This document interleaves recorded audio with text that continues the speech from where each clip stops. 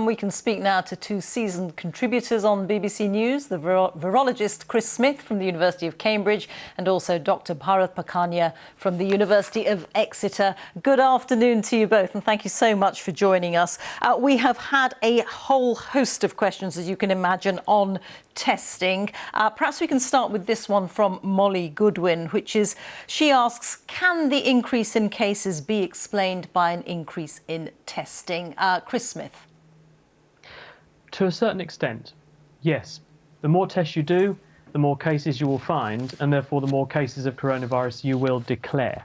But we've been testing more for quite a while, and we hadn't seen the dramatic leap in numbers that we saw in the last week or so. So to an extent, some of this reflects more testing and also better tracking down of cases. We're testing more people linked to people with coronavirus, so not surprisingly we're finding more cases, but there is at the same time clear evidence of a leap up in overall numbers as well. Dr. Pakania, I won't ask you both the same question always, but you have been agreeing, nodding very vociferously there. Well, it's nodding and sort of also wanting to make it quite clear that the trend before was 1% were positive, and now we're reaching 2 to 3% of test results are positive. Therefore, the trend is up, as well as reports from general practice, 111, and hospital attendances. So all the other parameters are also telling us that the case numbers are on the up. OK, that's very clear. Thank you. We've got another question from Molly. Is testing our way out of this pandemic? Beg your pardon, I'll say it again. Is testing our way out of this pandemic while we don't have a vaccine? Chris? To a certain extent, yes. If you cast your mind back to March and April, the World Health Organization, the emphatic word was test, test, test. Because at the moment we don't have a vaccine. We do have a limited repertoire of drugs that can alter the outcome for people who are going to get severe disease. But really our only weapon is public health measures. That means trying to stop people getting it.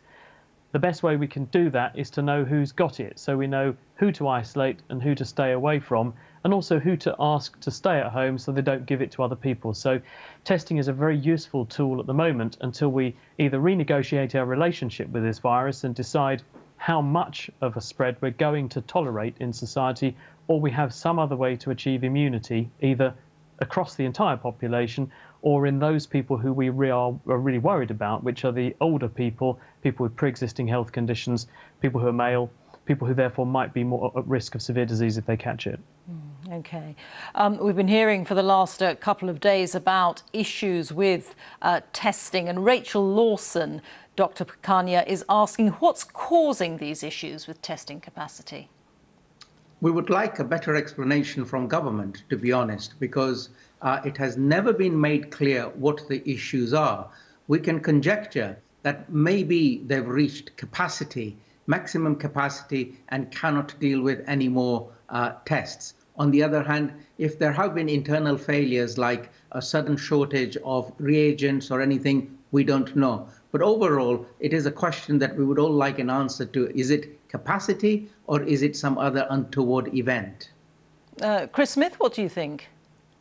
I think one thing to bear in mind is we are heading into winter time, and along with autumn come the usual seasonal suspects, things like the common cold. There are hundreds of viruses that cause cold-like illnesses, and they spread very enthusiastically, and what helps them to spread are people getting together. For instance, when schools reopen, people have come back from their holidays, more people are going to work again, students are beginning to think about going to university. These closer contacts with people, coupled with a reduction in lockdown measures, means there have been more interactions. There are more exchanges of these sorts of infections that are not coronaviruses, but they present and behave very similarly to coronaviruses. So unsurprisingly, people are developing symptoms that do tick some of the boxes that would trigger a test for coronavirus. So we're seeing a big uptick in the number of people seeking testing because they have symptoms. We've got a question here from Deborah, and she asks, why all this emphasis on testing? Surely a negative test result is only valid at the time it's given. Bharat Pakania. Yes, well, we addressed why we need to emphasize testing. And if I may add, because whilst we are now running out of capacity to test, my advice to members of the public is that if you are symptomatic in any way suggestive of an infection, you need to pull yourself out of circulation, because it doesn't mean you have not been tested, therefore you've got the license to freely circulate. That would be so wrong and so harmful. So we need to test to identify the cases. And when we've identified the cases, we identify their contacts and pull both the case and the contact out of circulation. Otherwise, we will just keep on generating more cases. And then, unfortunately, if the more vulnerable people start to get infected, our hospital, ICU, and others will start to fill up with severe disease and cases. But I wonder if what Deborah's asking is that you could have a negative test result one day, but a positive test result a couple of days later. Is that correct, Chris Smith? Yes, indeed. Yes, it's absolutely the case. That is the case. A test will tell you only what the status of your infection is the moment you take the swab. What it can't tell you is if you're infected while you're waiting to get that test, or on the way to the test station, or on the way home from the test station, which could happen, then it can't tell you what your status is at that moment, because it's got to detect a threshold amount of virus. The way these tests work is that we collect a sample from the back of the nose and throat and extract from it the genetic information of the virus, if it is there, make millions of copies of it, read the sequence, and that tells us, yes, there is coronavirus there. And it's extremely sensitive. It detects as few as 8 copies of the virus genetic information, 8 virus particles of something that's just 1/10,000th of a millimetre across, which is no mean feat. But when you are first infected, you're infected by a tiny amount of virus, and that's often too little for a test to pick up. It takes the incubation period of whatever that is for you, 5 days on average, for you to become test positive if you're going to. Really interesting. So a good question here from Margaret Brown-Rigg. Given that people are saying they're having difficulty getting tests, some people are saying that, she asks, if the first 5 days of COVID symptoms have passed and you've been unable to obtain a test, is there any point for anyone having a test at, say, 10 days post-symptoms? Bharat Pakanya. Well, if a test was readily available, all well and good. But the better, the important public health message is, in the absence of a test, you do the due diligence not to circulate, because by the time you have already gone through 10 days, you may still be test positive, but you may also be recovering from your current infection. So the important point is, you can get the test if it is readily available, but if it isn't readily available, you should stay out of circulation. Right. Chris Smith, a question here from Dennis. He asks, if people without symptoms don't get tested but are asymptomatic, does that mean that they can be walking around and spreading the virus? Yes, it does. One of the reasons why this particular pandemic has been such a headache, both physically as well as metaphorically, is because, as we have learned since, a very high proportion of people, and it might be as many as 2/3 of cases, have no symptoms whatsoever, or such trivial symptoms that they write them off as inconsequential.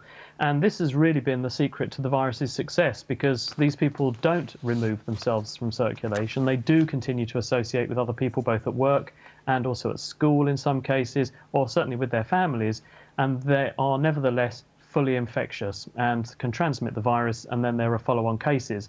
Unfortunately, the people that they transmit it to might not be so lucky and may well have symptoms. Very difficult. Wayne Loxton is asking, why doesn't each hospital have its own testing facility for its own staff to ensure staff availability? Dr. Pakanya. Well, that is one way forward. And to give you an example, my own university, the University of Exeter, has contracted out to a private operator to do tests for staff and students for exactly this reason. But it takes a lot of money, it takes a lot of investment. I personally would have liked investment in local laboratories, local hospitals, for them to be enabled to do exactly what you described. That is, test in sensitive places, schools, universities, hospitals. OK. A question here from Gary Diamond, which I'll put to Chris Smith. Why hasn't every man, woman and child in this country still been tested? I mean, this is essentially the moonshot ideal, isn't it? Well, at the moment, we've got something in the region of 150,000 tests per day being carried out. And that may sound like a very large number, but actually if you were to divide that into the population of the UK, which, as Gary is asking, is about 65 million people, it would take about a year and a half to get through everybody. So even if we had 1 million tests a day, which is maybe 10 times what we're doing at the moment, then it would still take 2 months to work your way through the entire population with a disease that's got a 2-week incubation period. So in other words, there's plenty of opportunity in the time you're working your way through the population for people to have caught it on a number of occasions. So yes, ultimately it would be wonderful to have the capacity to test everyone all the time, and perhaps that technology will eventually come along. Perhaps this particular situation will stimulate the sorts of breakthroughs that would enable us to do it at that sort of scale. But with the technology we have at the moment, we are constrained by both the economic burden of trying to do this, but also the infrastructure, the machines, the testing, the actual physical ability to deliver at this sort of scale.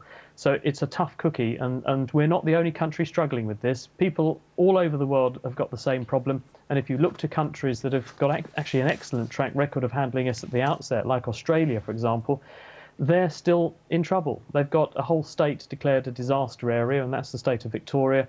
And Melbourne, their second most populated city, is currently experiencing a curfew and an extended state of lockdown. And this is a country with an excellent track record in testing, so it can happen to the best of them. OK, we're going to have to leave it there. Very enlightening, as always, to talk to both of you. Chris Pleasure. Smith and Bharat Pakania, thank you both very much indeed.